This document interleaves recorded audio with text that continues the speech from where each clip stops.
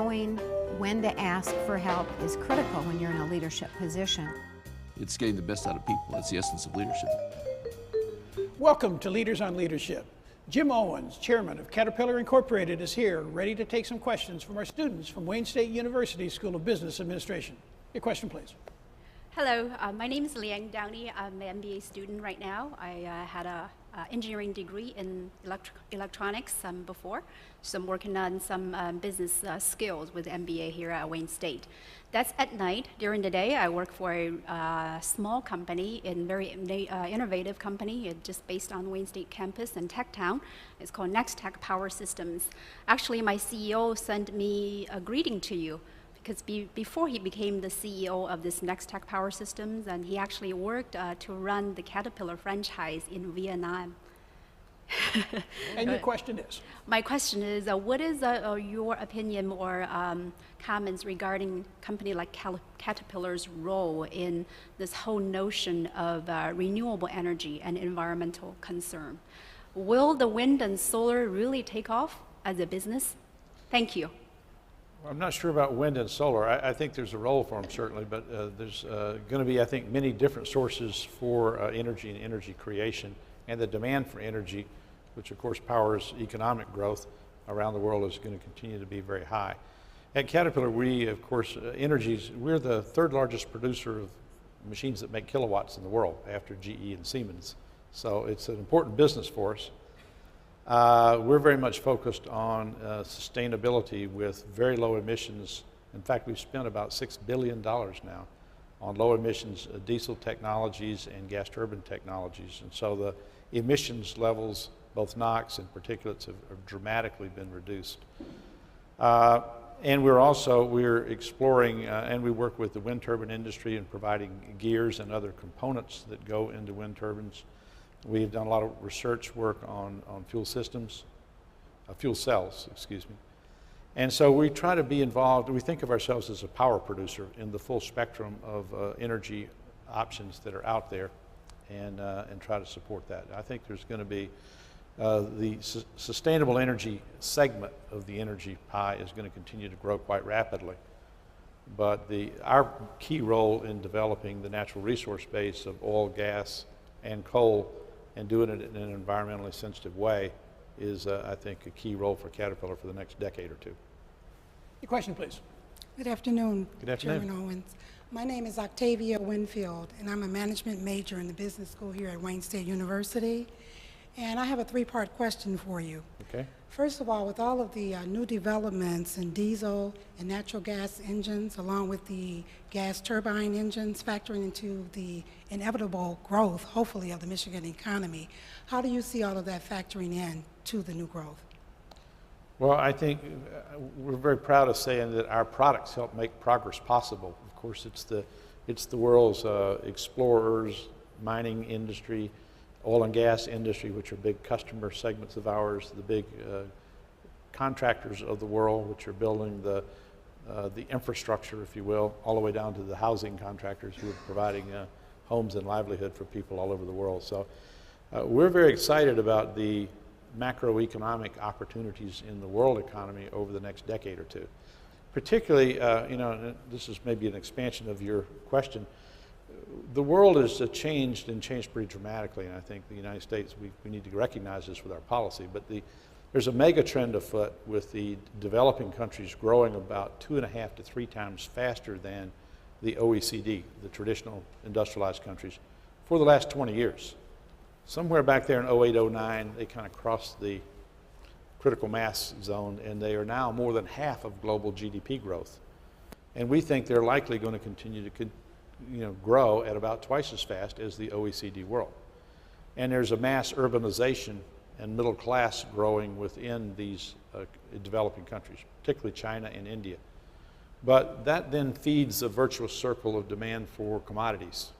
So the energy-related commodities and minerals mostly are coming from other developing countries.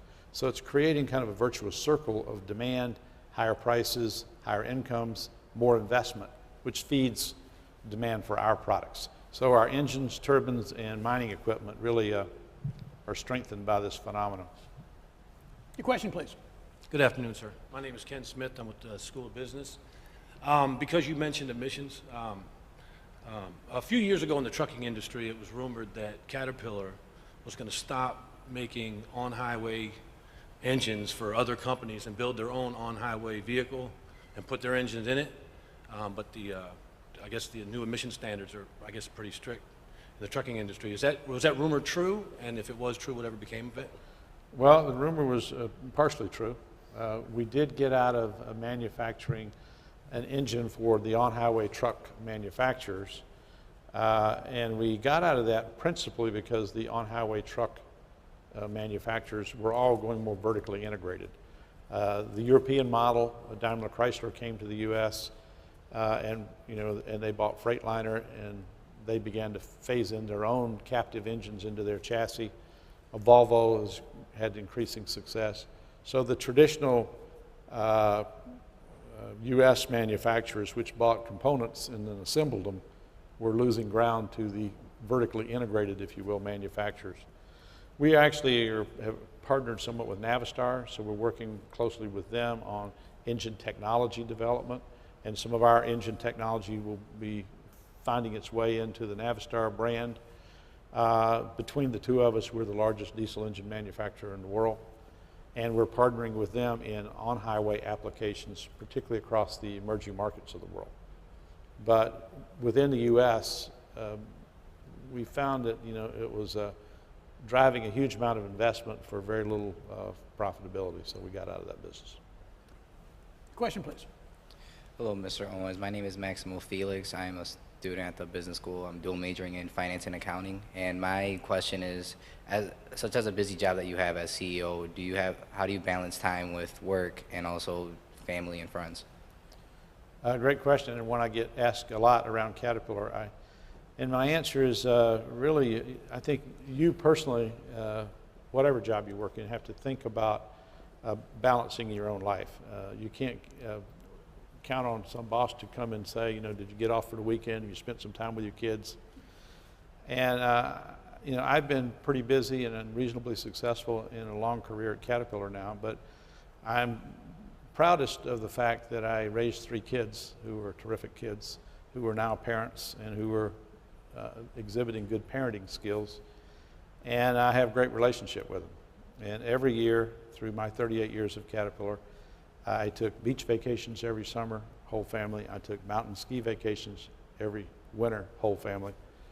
And with my spouse and partner, we really have to carve out time for ourselves sometimes. So, I'm willing to work 100 hours a week every now and then in a crisis, but I'm not willing to give up having a family and a family life for work life. And I think if you are thoughtful and thinking about it, you can find a way to have both the above. Good afternoon. Question. My name is Richard Thomas. I'm studying marketing and accounting. I was wondering, what do you think makes your product a better pick than others? I'm not sure I got the... What do you think makes your product a better pick? I see Cat on everything, but I don't see many other... What makes your product a better pick? Well, I think it's a better pick for a lot of reasons. Interestingly enough, I would say, and since I've got some dealers here, this makes a good opportunity to make this point. It's getting increasingly easy to facsimile a product, almost any product. People can, with increasing sophistication, reverse engineer and make something that looks almost as good and maybe works as well initially as the products that we build. Now, we build a much broader range of product, and we have much better, I think, application technology to help customers be successful in using that product. But it's really the mosaic of a business model that we put around it. It's, it's going to take emergent Chinese competitors and even our best competitors in the world a very long time to be able to support a product for the next 20 years in the field with virtually a 24-hour availability of a part to repair it and be sure it stays running, to have skilled service mechanics, to have a sales force on the ground in every country that has a relationship with key customers, who knows and understands them. And people still buy on relationships in the end because they want to be able to look somebody in the eye and know they're going to take care of them, because our equipment is used by others to make money, our ultimate customer. So we have a very unique business model with our Caterpillar dealer organization worldwide. They are large, sophisticated businesses in and of themselves. They cover an exclusive geography. They build deep-rooted relationships with our customers, and they know that they're involved with the customer for the next 15 or 20 years every time we sell a machine or an engine to them. And that plus, you know, we insist, and our job in marketing is to work with our dealers, and we share best practice ideas around the world with them to be sure we have a very strong used equipment business, because the residual values of our equipment are extremely important. Help customers understand owning and operating cost. Be sure they've got that kind of instant parts availability off the shelf, and they're pushing us all the time to be sure we do. Be able to have a field force out there with Cat Financial that finances the customer, so they don't have to go to a bank or someone else. In fact, a lot of small customers now all over the world really depend on our financial services arm, and we know how to finance them, and we know how the residual value of the equipment works. We never got into mortgages, so we didn't get in any trouble. We just financed Cat equipment. And that's another part of the mosaic of a business model, that our remanufacturing business, all these things tie in to kind of cement a relationship with customers over the life cycle of how they use our equipment. And we have this old slogan that we take quite seriously: you buy the iron, you get the company. We occasionally put out things that aren't perfect, and where we have field product problems. We kill ourselves to make it right. And that, you know, customer remembers that. Sometimes, you know, I hate to say this, but I'm retiring, so I can. Sometimes when you put out a problem and you fix it uncommonly well, you demonstrate again to a customer that that old saying about buy the product, you know, get the company really does hold. I've had this, you know, our largest and most sophisticated customers are probably the mining business. And we've had some, you know, some of our, you know, we push the envelope pretty hard when you put out a 400-ton truck running at 13,000 feet with engine pressures that are just, and they don't have necessarily the right fuel quality there. But we've been there, we've made them work, and we're, you know, we are really in the catbird seat in that business worldwide because we have taken that attitude. Thanks for being here, Jim. Great pleasure.